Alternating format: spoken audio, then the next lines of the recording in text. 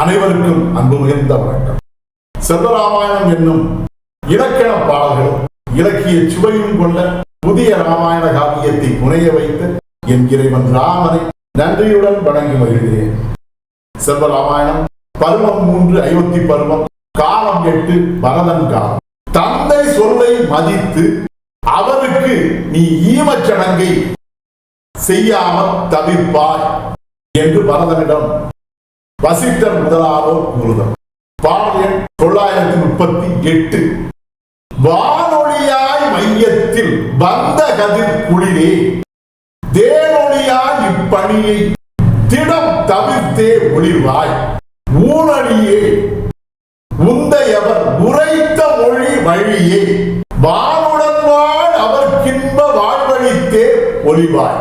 இதுவே 938வது பாடல். இந்த பாடலுக்கான விளக்கத்தை காண்போம். வானொலியாய் மையத்தில் வந்த கதிர் குளிரே என்ற முதல் வரிக்கான விளக்கம், வானத்து கதிரவனை போல ஒளி மிகுந்த கதிரவனாய் இந்த மையத்தில் வந்து நிற்கக்கூடிய இந்த உலகத்தை வாழ்விக்கும் ஒளியை கொடுத்து எம்மை ஆள வந்த கதிர் குளிர் என்கிற குளிர்ச்சி மிகுந்த கதிரவனாய் திகழக்கூடிய எங்கள் மன்னனே, தேனொலியாய் இப்பணியை திடம் தவிர்த்தே ஒளிவாய். உன்னுடைய தந்தைக்கு நீ செய்ய வேண்டிய அந்த ஈமச்சடங்காகிய இப்பணியை நீ உறுதியாக செய்யாமல் தவிர்த்து விடுவதன் மூலமாக தேனொலி என்கிற தேன் போன்ற சுவையும் இனிமையும் இன்பமும் சிறப்பும் விளைவிக்கக்கூடிய அந்த ஒளியாக மேலும் ஒளி பெற்று சிறப்புடன் நீ விளங்குவாய். ஊனொலியே உந்தையவர் உரைத்த மொழி வழியே, வானிலே திகழக்கூடிய கதிரவனானவன் ஊன் என்னும் உடல் இல்லாதவன். உடல் இல்லாமல் திகழக்கூடிய அந்த வானத்து கதிரவனை போன்றவன் அல்ல நீ.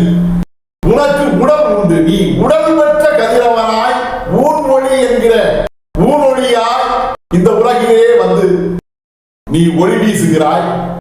அத்தகைய சிறப்பு மிக்க உடல் பெற்ற கதிரவனை போல் திகழும் நீ உன்னுடைய தந்தை உரைத்த வார்த்தையை பின்பற்றி அவருடைய ஆணையை பின்பற்றி நடந்தே வானுடன் வாழ் அவர்கின்ப வாழ்வழித்தே ஒளிவாய்.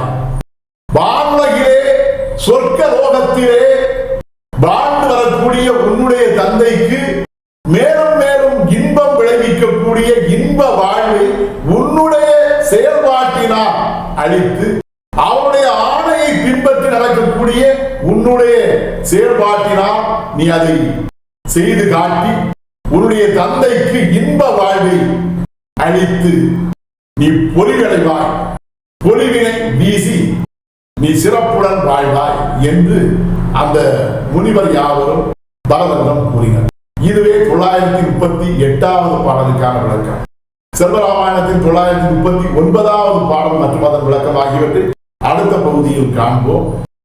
இறையருளால் அடியே இயற்றிய நல்லதோர் இலக்கியத்தையே செல்வராமாயண காவியமாக உங்களிடம் தொடர்ந்து வழங்கி வருகிறேன். உங்கள் அன்பையும் ஆதரவையும் தொடர்ந்து தந்து இந்த புதிய ராமாயண காவியத்தை அனைவரிடத்திலும் கொண்டு சேர்க்குமாறு உங்களை அன்போடு கேட்டுக்கொள்கிறேன்.